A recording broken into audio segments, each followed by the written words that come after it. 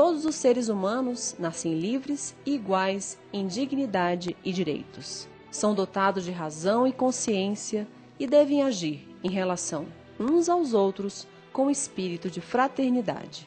Todo ser humano tem direito ao trabalho, à livre escolha de emprego, a condições justas e favoráveis de trabalho e à proteção contra o desemprego. Todo ser humano tem direito à vida, à liberdade e à segurança pessoal. Ninguém será mantido em escravidão ou servidão. A escravidão e o tráfico de escravos serão proibidos em todas as suas formas.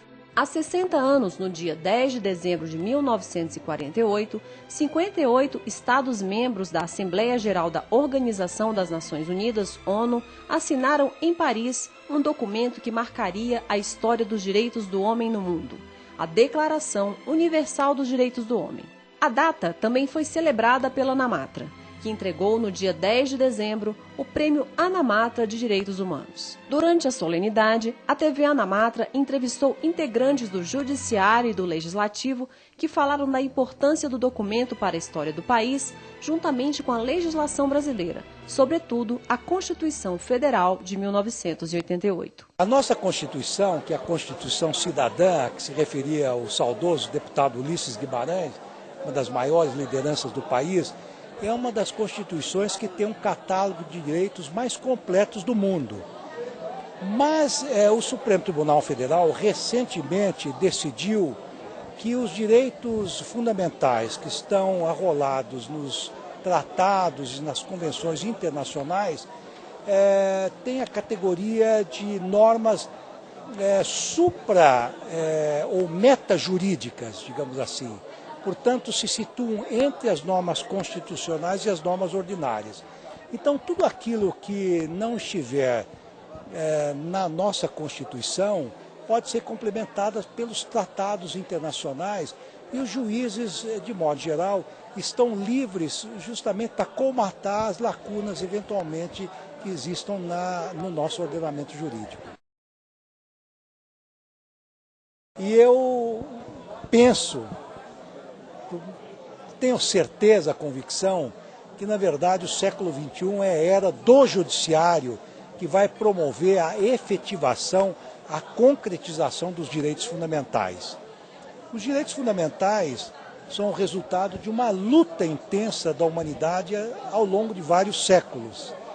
Houve uma primeira geração de direitos fundamentais, dos direitos humanos, foram os direitos individuais, que consistiram basicamente nos direitos que são chamados direitos civis e políticos.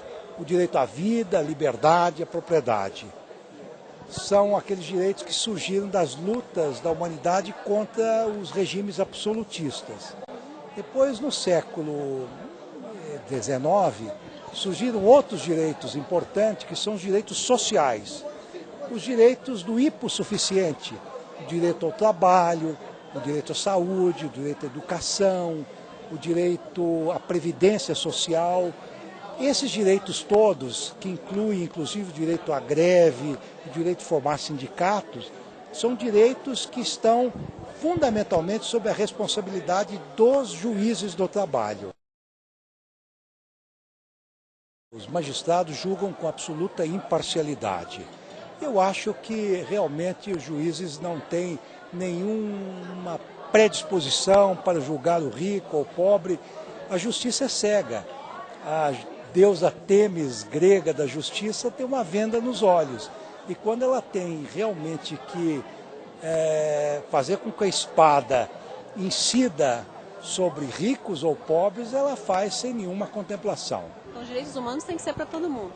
Os direitos humanos, sem dúvida nenhuma, são para todo mundo. A Justiça do Trabalho tem sido, inclusive, eu diria até um protagonista um pouco na efetividade do texto constitucional no que diz respeito à proteção dos direitos individuais, dos direitos humanos de modo geral.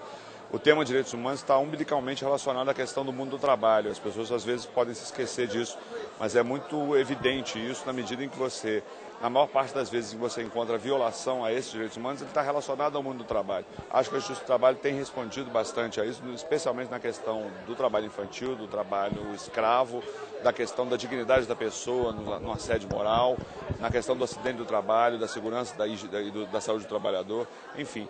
Temas hoje que estão muito relacionados a essa questão dos direitos humanos que a Justiça do Trabalho tem recebido e respondido com eficiência.